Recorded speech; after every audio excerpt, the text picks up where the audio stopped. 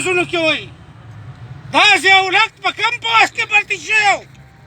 ایوب خان په کم پوځ کې بھرتي شوی و مشرف په کم پوځ کې بھرتي و دا خو د انګریز په پوځونو کې بھرتي و د انګریز دپاره یې دلته پېښور په کیسه خانۍ کې زموږ ولسونه شهیدان کول دا چې نن کمې ډزې په وزیرستان کې شوي دي دا ډزې په 30 اپریل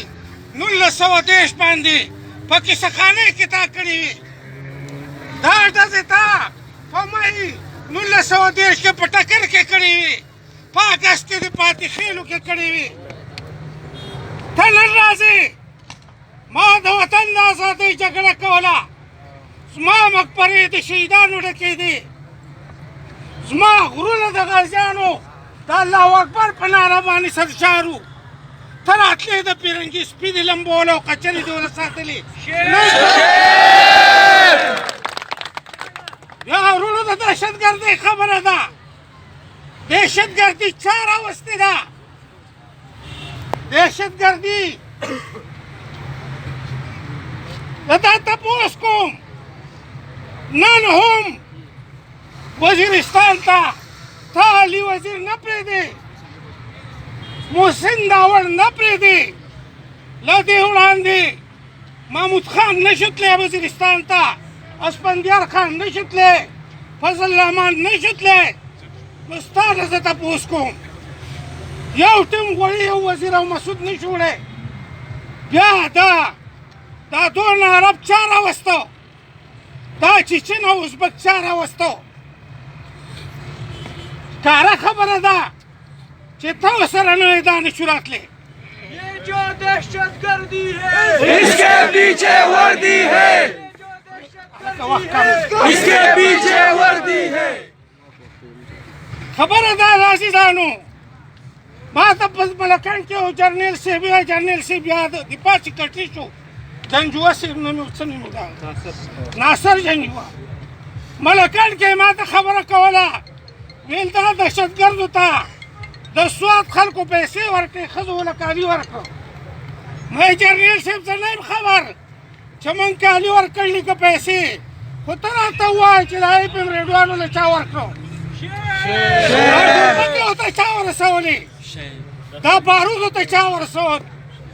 دا کلاګانې چا جوړې کړې هغه د اجمل صاحب یو شعر دی هغه وایي مه وایه للو وړوکی نه یم نه غولېږم او مور نه یم هېروي په مطلب دې ښه پوهېږم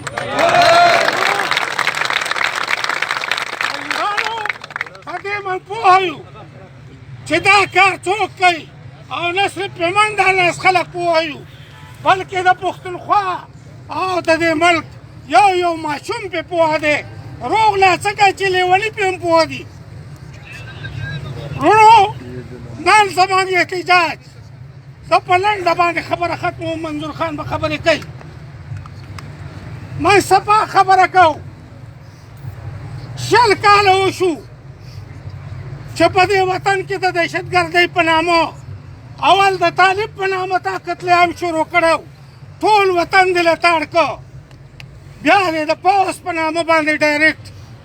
اکشن وکړو ټول وطن دې چې کوم دی په اور باندې وسېځو زه دا تپوس کوم چې دا اور به د کمی زه ټولو جنرالانو ته او د دې ملک واکدارانو ته دا خبره کوم بالخصوص د دې ملک چې نام نهاد کوم حکومت دی هغه ته هم دا وایم او جنرالانو ته هم دا وایم چې یو خوا ته د پاکستان په زړه اسلام آباد کې چې د دې ملک پایتخت دی 6 ورځې عمران ناستو کنټینر یې لګولې وې د شپې به دوپړې او بالچې غږېدې رنګین مې پلونه به و د ملک پارلیمنټ یې بند کړی و د ملک ټولې ادارې مفلوجه کړې وې نه جرنیل صاحب تا غږ کو ته به راتلې په سترګو کې به دې ورته اشارتونه کول نه برګډیر صاحب تا غږ کو نه عمرانه تا دا ناجایزه بلله نن ته په پښتونخوا کې د غمځپلو خلکو تپوس ته د هغو نمایندګان نه پرېږدې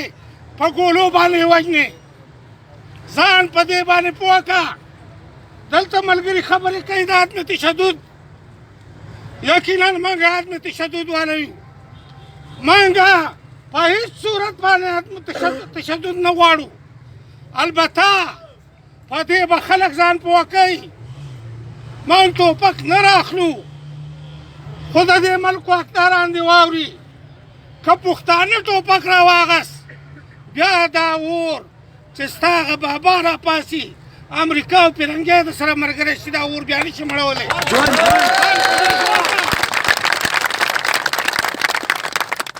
یقینا موږ د باچا خان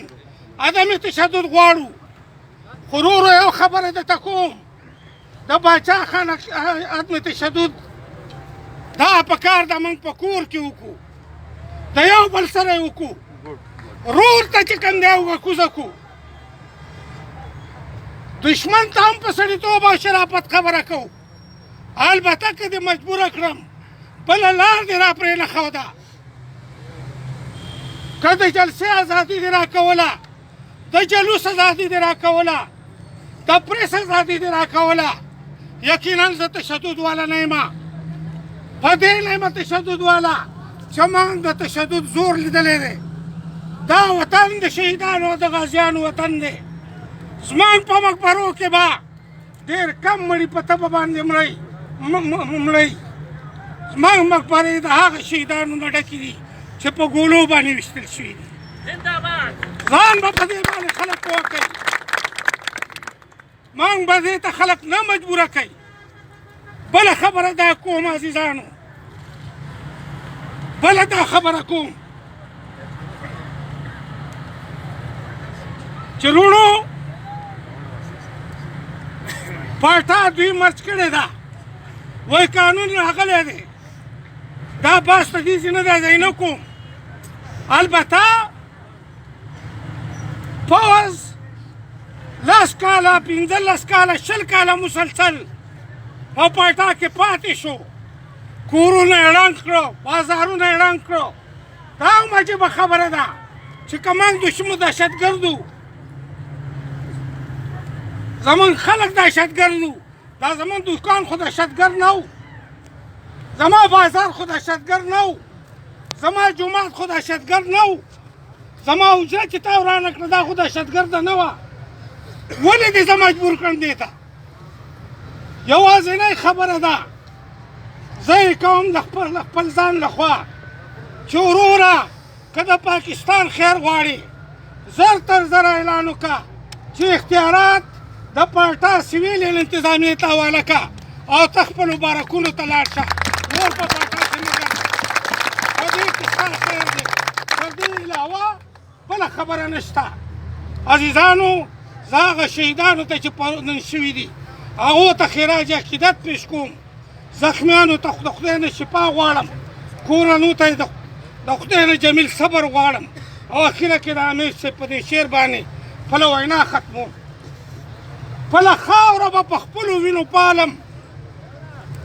خپله خاوره به په خپلو وینو پالم که حاجت قرباني زما د تن شي او موټی خاورې د وطن به پرې ورنکم که په سر د ځمکې هر وطن خوتن شي یا دا ستا چې ګریوان به درته روغ کم یا به دغه سپاره زما لمن شي او که دشمن له ما به راوې وړ محبوبې ستا پړونه دې زما د تن کفن شي